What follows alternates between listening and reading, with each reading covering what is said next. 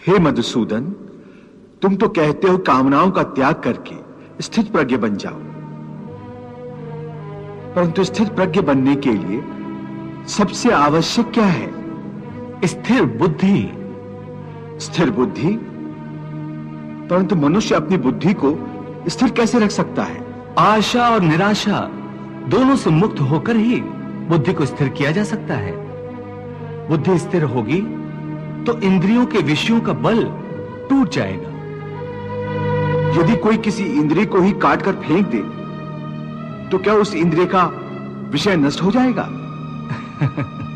नहीं अर्जुन, यदि किसी दुर्घटनावश किसी की आंखें अंधी हो जाएं, तो यह आवश्यक नहीं कि उसकी आंखें रूप की कल्पना करना ही छोड़ दें।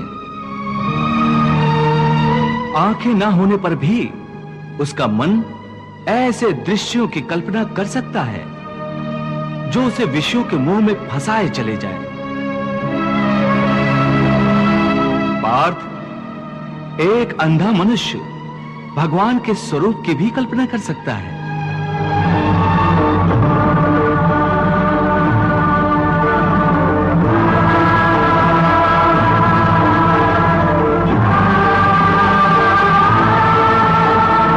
और एक नारी के शरीर की भी कल्पना कर सकता है।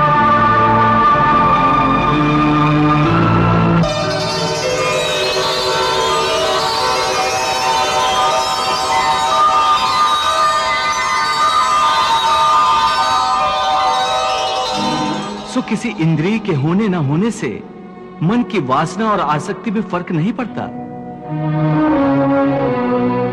हे अर्जुन, कई लोग अपनी इंद्रियों पर बड़ी कठोरता से निग्रह करने के लिए बड़े कठिन व्रत और उपवास रखते हैं।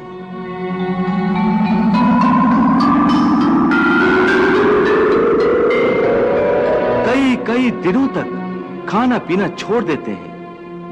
फिर भी यदि उनका मन भांत भांत के स्वादिष्ट भोजनों की वासना में ही अटका रहे, तो हठ के द्वारा किए हुए इस व्रत उपवास का क्या लाभ है?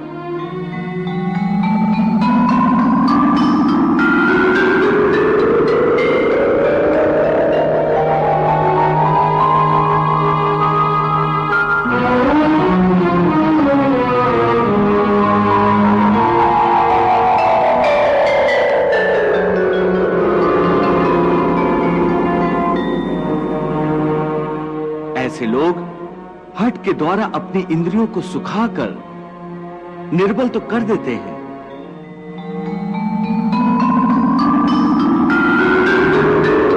परंतु इससे विषयों की आसक्ति का त्याग नहीं हो सकता।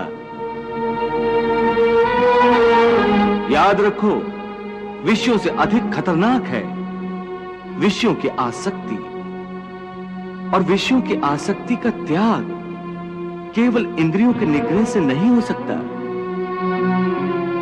आसक्ति का त्याग केवल मन के निग्रह से होता है। जब मन निरासक्त हो जाए तो इंद्रियां अपने अपने विषयों को भोगती हुई भी इन विषयों से निरासक्त रहती हैं। जैसे कमल का फूल पानी के अंदर रहते हुए भी सूखा ही रहता है, जल की एक बूंद भी उसके पत्ते पर नहीं ठहर सकती। इसलिए मैंने कहा है कि पहले ज्ञान के द्वारा बुद्धि को स्थिर करो। बुद्धि मन को स्थिरता देगी, फिर मन इंद्रियों को इस प्रकार विषयों से खींच लेगा जिस प्रकार एक कछुआ खतरे की जरा सी आहट पाते ही अपने अंगों को अपने भीतर ही समेट लेता है।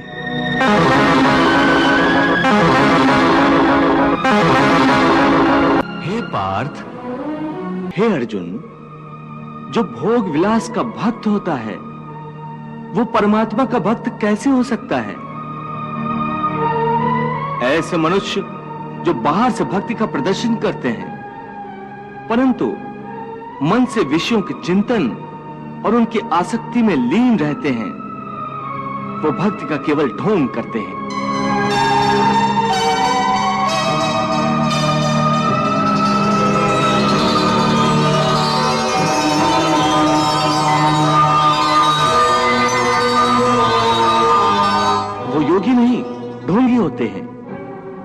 मिथ्याचारी कहते हैं। विषया विनिवर्तन्ते निराहारस्य देहिनः रसवर्जम रसोप्यस्य परम दृष्ट्वा निवर्तते। कर्मेन्द्रियाणि संयम्य य आस्ते मनसा स्मरन् इंद्रियार्थान विमूढ़ात्मा मिथ्याचारः स उच्यते। पार्थ, स्थित प्रज्ञ मनुष्य की बुद्धि स्थिर रहती है, अपने मन पर उसका नियंत्रण रहता है। स्थित प्रज्ञ को भोग और उपभोगों में रस आसक्ति नहीं होती। वो शुभ अशुभ वस्तुओं की प्राप्ति होने के बाद भी न प्रसन्न होते हैं और न दुखी होते हैं। पार्थ, ऐसे महापुरुषों को पूर्ण विश्वास होता है कि ईश्वर सदा सर्वदा उनके साथ है, इसलिए वो किसी भी परिस्थिति में विचलित नहीं होते।